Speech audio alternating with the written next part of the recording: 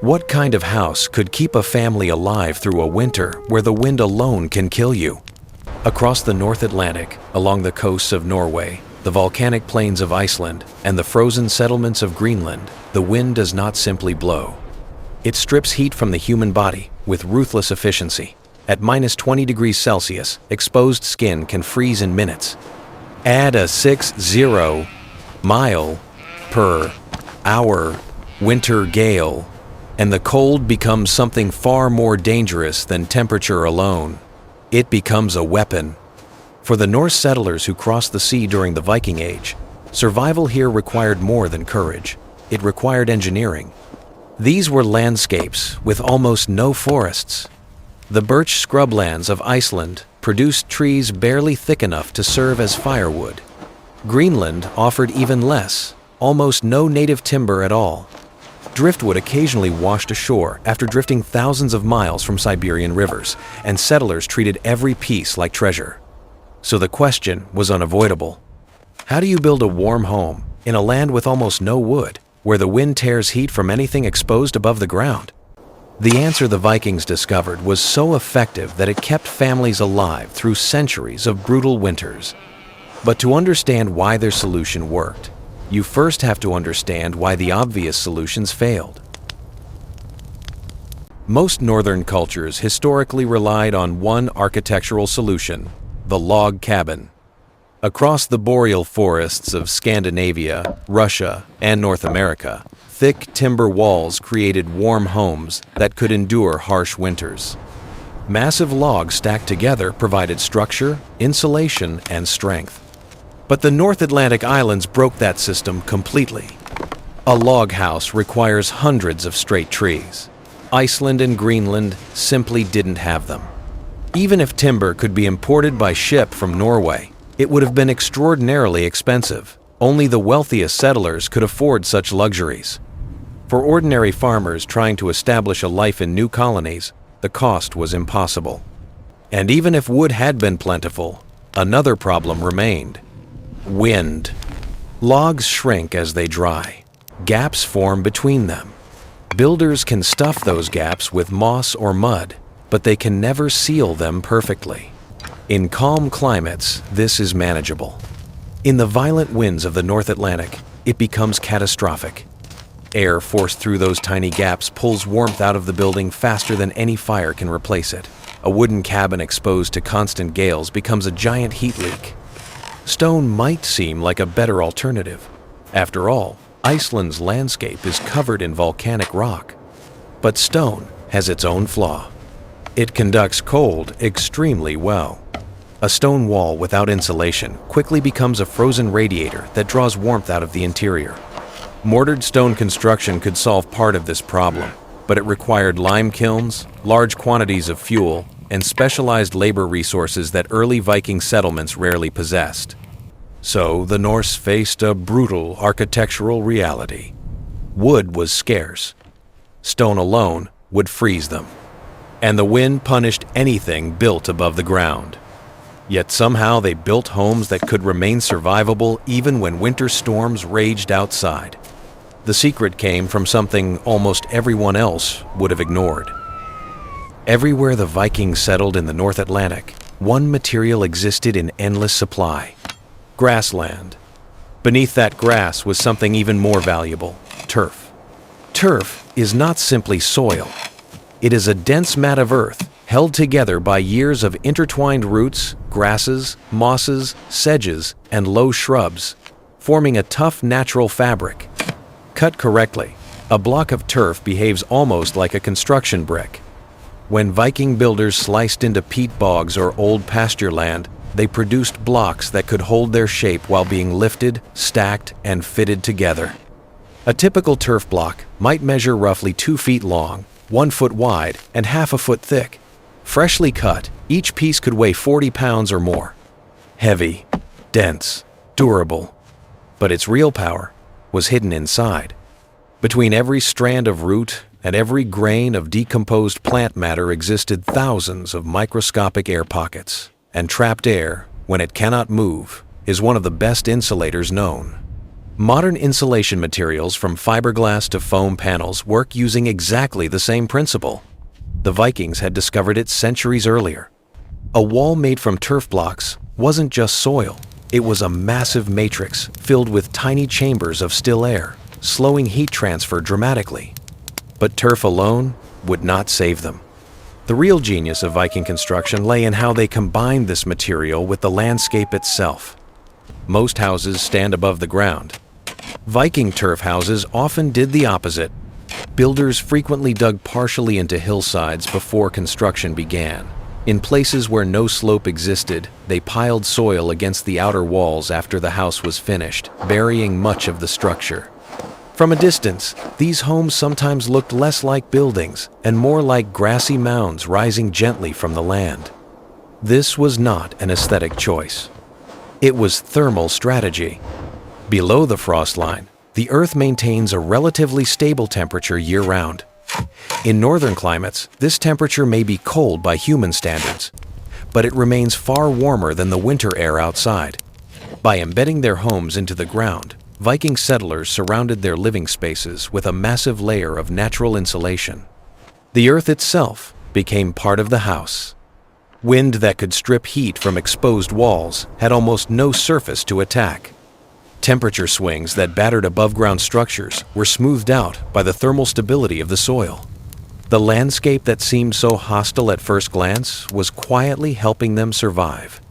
But the walls themselves still had to be built carefully, because insulation only works when it forms a complete system. Construction began with a stone foundation. Flat rocks were stacked directly on leveled ground or bedrock, forming a low base that lifted the turf walls slightly above the surrounding soil. This prevented moisture from soaking upward into the organic material. On top of this stone base, the turf walls rose course by course. Builders often laid the blocks in interlocking patterns, sometimes resembling herringbone designs. This helped distribute weight and prevented the walls from shifting over time. And the thickness of these walls was remarkable. Many reached 1 meter, over 3 feet wide. That meant between the warm interior and the freezing wind outside stood a massive barrier of dense root-bound earth filled with trapped air. In modern terms, it functioned like an enormous insulated wall system. But the turf walls were not responsible for carrying the weight of the roof. That role belonged to a hidden wooden skeleton inside the structure. Heavy posts ran in parallel rows down the length of the building, supporting beams that held the roof frame. This design allowed the turf walls to focus on a single purpose: insulation. Structure and thermal protection had been separated into different systems. And above them, another layer of Viking ingenuity took shape. Across the wooden rafters of a turf house, builders laid planks or closely spaced poles. Over this wooden layer came sheets of birch bark, placed like overlapping shingles. Birch bark is naturally waterproof, and this layer formed a membrane that prevented rain from penetrating the roof. Then came the heaviest layer of all: thick blocks of turf, often 2 or 3 layers deep. Grass side up, the result was extraordinary. A fully built turf roof could weigh several tons. That weight compressed the materials beneath it into a tight seal, eliminating gaps where air could circulate. In summer, the grass continued growing across the roof surface. Its roots bound the turf together into a living mat that shed rain and resisted erosion. In winter, snow accumulated on top, adding yet another insulating layer. Nature itself reinforced the structure. Seen from a distance, these homes blended seamlessly into the landscape, green roofs merging with surrounding fields, buildings almost invisible beneath grass and soil. But what truly made these houses effective was not just their materials. It was the way heat moved through them. Inside the main hall of a Viking turf house burned a long central fire. This hearth, sometimes called the langelder, ran along the center of the room in a shallow stone-lined trench. Flames and glowing embers radiated heat outward toward benches along the walls where people sat, worked, ate, and slept. But the fire was only part of the heating system. The thick turf walls absorbed warmth slowly throughout the day. As flames burned and bodies filled the room, the inner surface of the walls gradually warmed. That heat crept inward through the dense mass of soil and roots, moving slowly through the material. By evening, the interior layers of the walls had stored a significant amount of thermal energy. Then night arrived. The fire died down to embers. And instead of the temperature collapsing, the walls began releasing their stored warmth back into the room. What had been insulation became a thermal battery. Heat absorbed earlier in the day now flowed gently back toward the interior, preventing sudden temperature drops. This slow exchange transformed the house into a stable microclimate. Outside, winter raged. Inside, the air cooled gradually, rather than catastrophically. But there was another heat source that modern observers often overlook. A human body produces roughly 100 watts of heat at rest. In a small, sealed building filled with people, that energy matters. A household of 8 individuals could produce around 800 watts continuously day and night simply by existing. Viking homes added something else to the equation: animals. Many turf houses included a livestock area at one end of the building, sometimes separated from the human living space by little more than a partition wall. Sheep, goats, cattle, and horses were brought indoors during the harshest winter months. This arrangement protected animals from predators and storms, but it also turned them into biological heaters. A single cow can produce more than 1,000 watts of body heat. Several sheep together generate similar energy. That warmth spread through shared walls into the living space. In effect, the entire building became a cooperative heating system powered by fire, people, and animals. Every living creature inside contributed to survival. The architecture captured that energy, stored it, and redistributed it.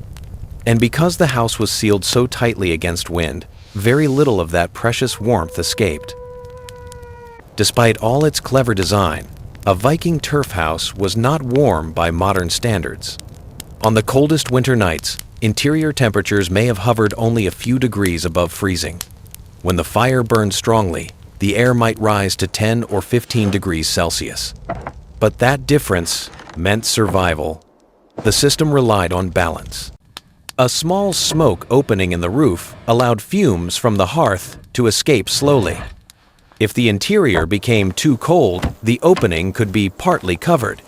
If smoke grew too thick, it could be opened wider. The house breathed just enough to remain habitable. Seasons changed how the structure behaved. In summer, the roof's living grass cooled the building through evaporation and reflected sunlight. In winter, snow piling on the roof increased insulation precisely when it was needed most.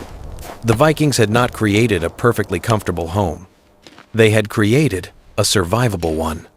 A structure tuned carefully to its environment, using nothing but earth, plants, stone, and labor. And it worked. For centuries. When people imagine Viking architecture, they often picture wooden halls and dramatic longhouses glowing with firelight. But across Iceland and Greenland, the true secret of survival looked far more humble. Grass-covered homes carved into the land. Walls made of earth and roots. Roofs alive with growing vegetation. These buildings did not fight the winter with brute force. They worked with the physics of heat, the stability of soil, and the energy of life itself. In a world without modern insulation, central heating, or industrial materials, Viking settlers created something astonishing: houses that turned the landscape into part of the shelter. The wind still roared outside.